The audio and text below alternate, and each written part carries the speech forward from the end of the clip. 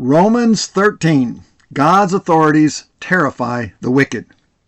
Reason 4 of 10 why Romans 13 is biblical government. God authorities are identified as terrors to the wicked. Not only does the Apostle Paul identify the rulers he's writing about in Romans 13 as authorities rather than powers, as the difference was described in previous articles, but also he describes them as servants of God, that he distinguishes them as terrors to the wicked. Romans 13, 3 and 4 says, quote, "For the rulers hold no terror for those who do right, but for those who do evil. If you do evil, be afraid, for he does not bear the sword for no reason.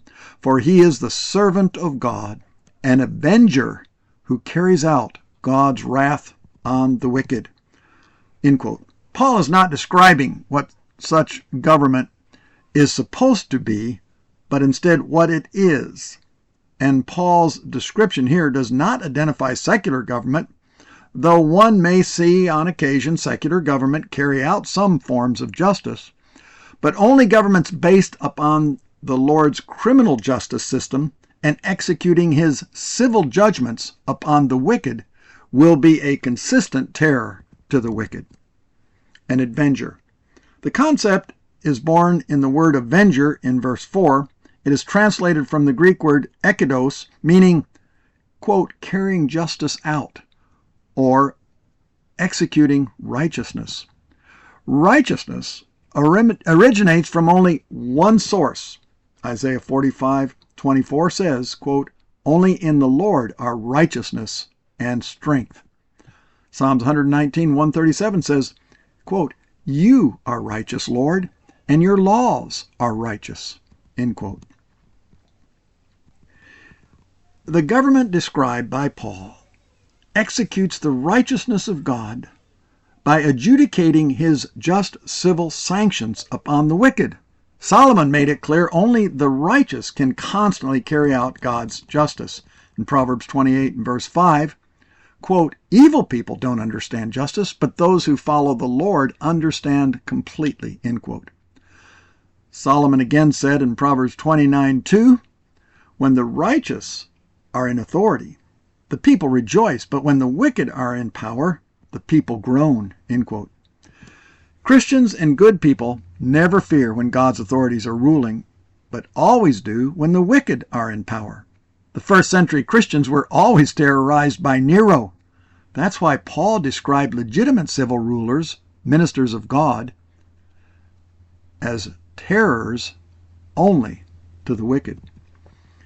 Evil. The Greek word for evil in verse 3 and 4 is kakos. It's the same word Paul contrasts with God's law earlier in Romans 7:21 and 22, quote, "Although I want to do good, evil is right there with me, for in my inner being I delight in God's law."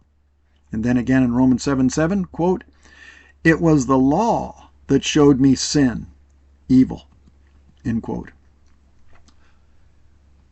Kakos is evil because it violates God's law. Evil is evil because God alone declares it so. Man, on the other hand, is known for, Judges 21:25, doing what's right in his own eyes, or as Isaiah 5:20 says, which culminates in his calling evil good and good evil.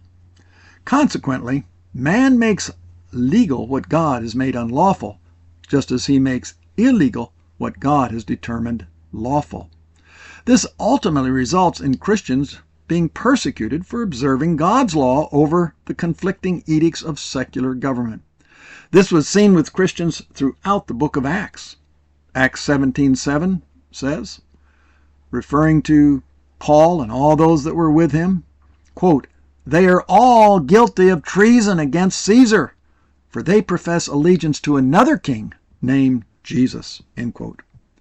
Throughout history, the demonic versus angelic world has been fighting over who controls nations, using their earthly surrogates, rebels of God versus worshipers of God.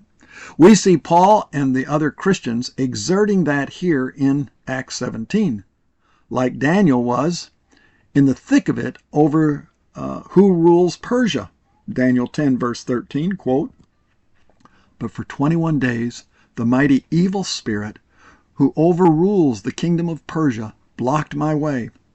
Then Michael, one of the top officers of the heavenly army, came to help me, so that I was able to break through these spirit rulers of Persia." End quote. In the 17th century, Samuel Rutherford significantly impacted the Reformation, particularly in Scotland, by being a prominent theologian and preacher who strongly advocated for Presbyterianism.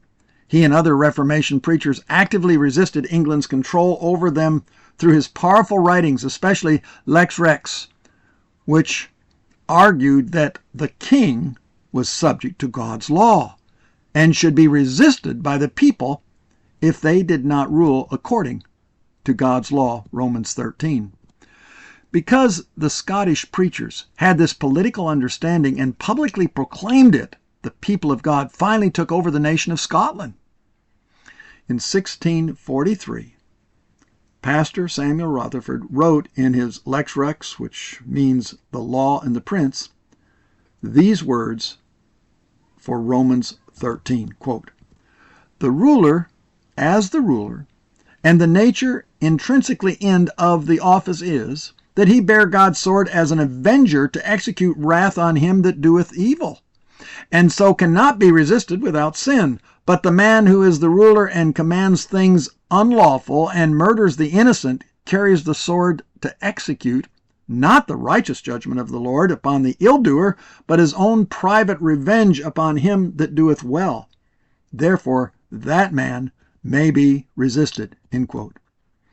God says in Proverbs 28:4, quote, "Those who abandon God's law praise the wicked, but those who keep God's law resist them." There is, end quote. There is no in between. If you have abandoned God's law, knowingly or unknowingly, you are praising those who do wicked in following some other law. Or if you keep God's law, you will resist the wicked, those who abandon God's law. In the revolutionary Reformation era, thousands of Christians took over their nations for themselves and their King Jesus and his law.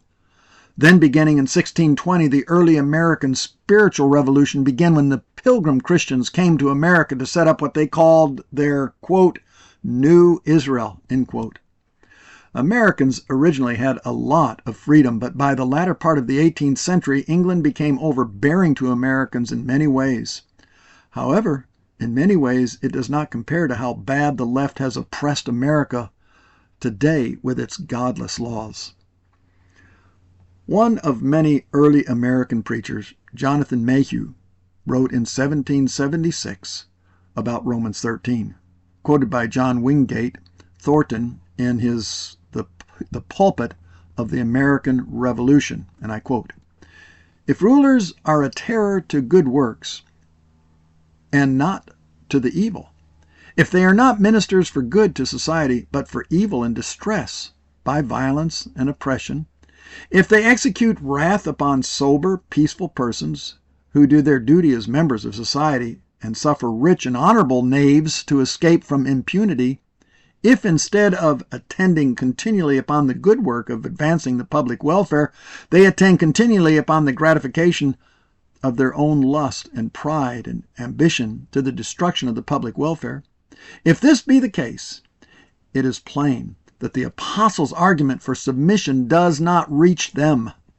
They are not the same, but different persons from those whom he characterizes and who must be obeyed according to his reasoning." End quote.